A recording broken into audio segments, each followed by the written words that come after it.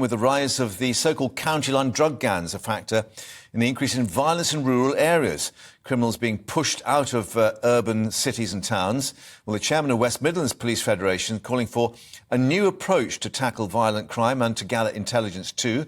Let's cross to Birmingham and speak to West Midlands reporter Jack Carson. Jack, clearly there's a recognition of the issue and how it's actually spilling out, if you like, from the cities to more rural areas.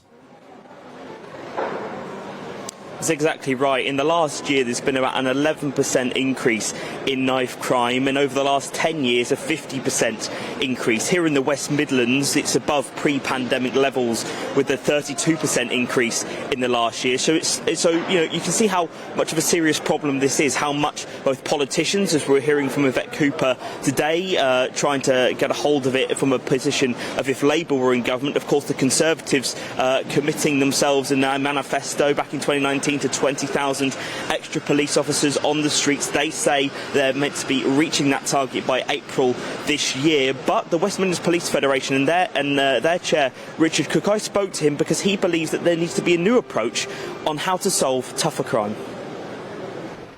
We've been calling for a long time for a return to policing which is embedded in local communities, which then gives us the intelligence we need to react and respond spontaneously, as opposed to waiting until events happen. And that's talking about things like Section 60, use of Section 60, which can be controversial with some, but I think we should be using it far more before the event. You know, Parliament gave us these powers and we're simply not using them to the degree that we should be. I think this needs to be about really tough enforcement.